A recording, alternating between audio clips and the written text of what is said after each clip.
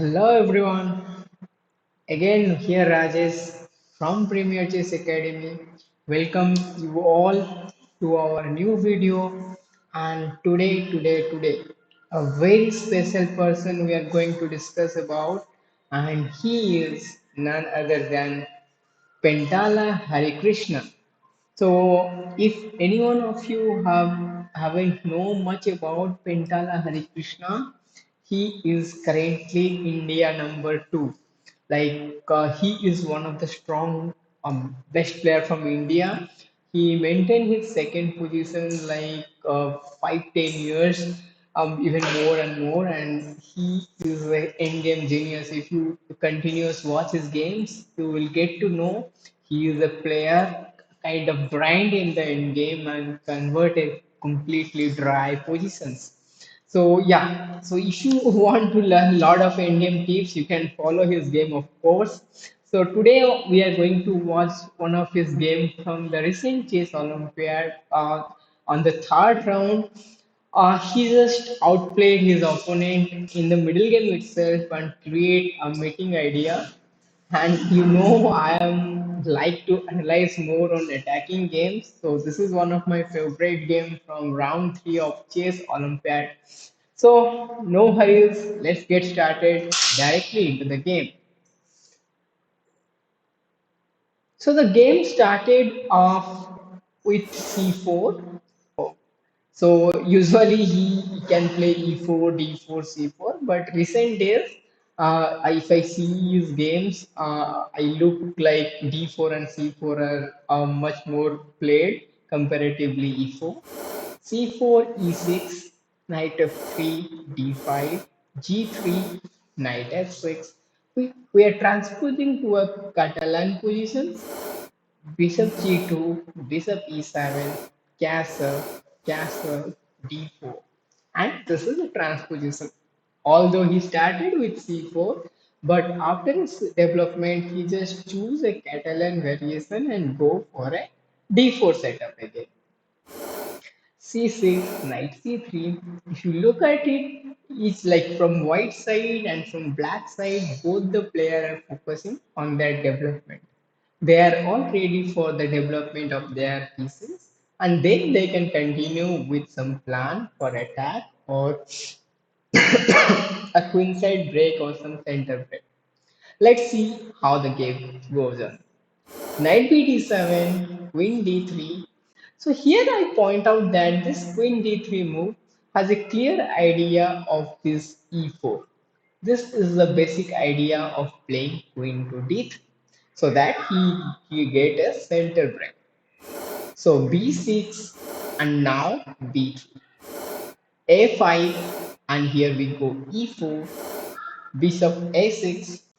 So basically what we learn from here right now, white can easily play move like uh, e5 and now he is pushing his opponent knights towards the e8 square. And we can also see that bishop on a6 is doing a great job putting pressure on the c4 square. And also if you look, the queen and rook comes under a pin. So what next for white? So white continue here a4 just to prevent ideas like b5 and at some point he may just try to improve this rook and develop the bishop but in a proper movement. So he right now stopping the white's idea of b5. So what black did is knight c7, creating or generating the threat of b5 and try to activate his passive knight which is placed on e8. So here white continues rook d1. I feel a very much good logic behind this move. The basic logic is just to remove your rook from the pin, and at some point you can just move your queen to give some threats and release the tension on the c4 square. And h6, h4, rook b8, again planning for a b5 break, bishop f4, a final movement to develop the c1 bishop to f4. Right now, white may threat like queen d2 and followed by bishop h6 or even knight h2, knight g4 kind of ideas white can generate here. Here black continue with b5, which he has to break on the queen side. He has no play on the king side. So he has to create some counter play against his opponent's play on the king side. So he decided to play on the queen side and try to break the queen side. So takes on b5, takes on b5, queen. Just removing the queen from the pin, and now b into a4 always be treated as pawn into a4 or knight into a4. So rook c8 and rook c1. Now one important question to all of you. Why rook dc1? Why not ac1? The basic point what I feel is that on the a file the rook is putting much pressure on the a5 pawn and also defending the a4 pawn. So he feel like the d1 rook is doing nothing much defending the d4 which is not even attacked. So he decided to move this rook to c1 and bishop b4 and queen d1, knight b6. So what next? What next? What exactly should white do and how should he continue his attack? My question to all of you guys, you can pause your video, create an attacking plan from white side and calculate how you exactly going to continue as white. If you are playing with white in this position, what plan should you opted for?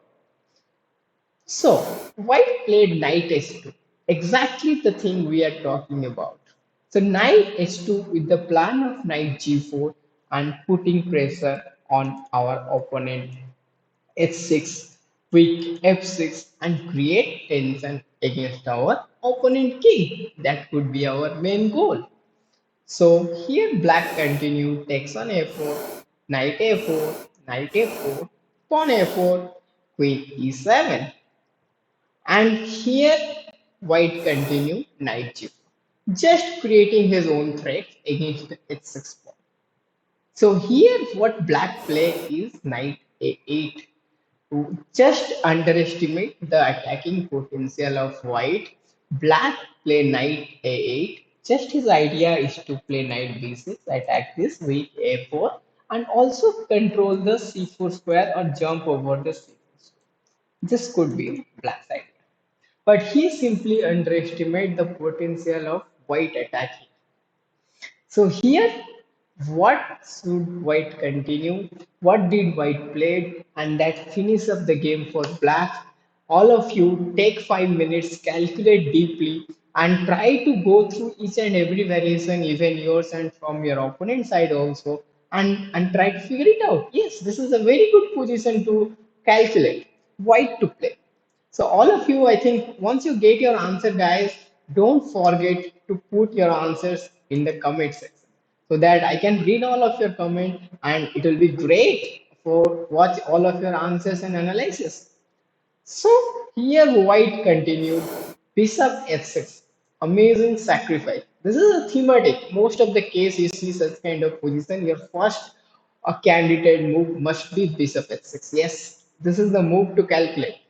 So after takes on h6, because black doesn't have much choice. If we don't take on h6, there are chances that we can just move the bishop to g5 and we will be a pawn of at the same time knight f6, queen h5.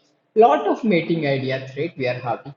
So so here g h6, knight f6, king g7, and forcing variation queen g4, king h8, Queen f4, king g7. This is called gaining time, guys.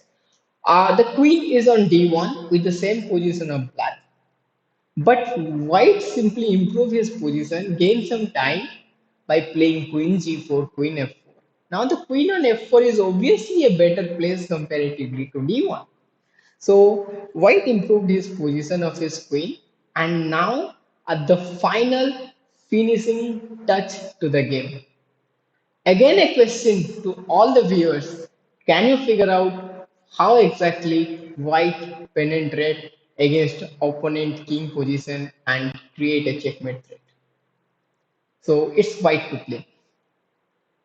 Yes, yes, yes. I think all of you will find the answer. So it is bishop d5. Our plan is to create a square on this slice, this diagonal, this h7 diagonal, so that we can gain control over the h7 square. Because the knight with the knight and queen on h7, we can definitely create a mating idea. That's why bishop d5. After bishop d5, our basic idea is to control this long diagonal of e4 and h7. Looks pretty logical. So after pawn into d5, what's actual the threat? The threat is queen g4, king h8, and queen f5. Now there is no mating, no one can stop this queen h7 mate until unless black has to sacrifice his queen, which is of course winning for white. So in this position, what black play is bishop d3 and white continued knight h5, king h7, and bishop e4. And once the bishop get exchanged, white get a winning position. Let's say king h8 and now knight f6. The same trick, attack on h7, no one to defend, and it's a reasonable position. And white simply win the game very smoothly, and it also gives a full point to our Indian squad and to finish up this game against win against his opponent team. And yes, so I think this game is a proud moment for our all our Indians. So that look in Chennai, there are three Indian teams are playing, and we are giving all the best wishes to all these teams to give their best in this Olympiad.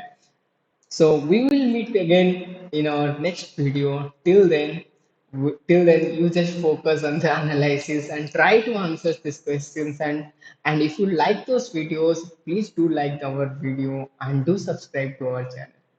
See you. Have a great day. Tata.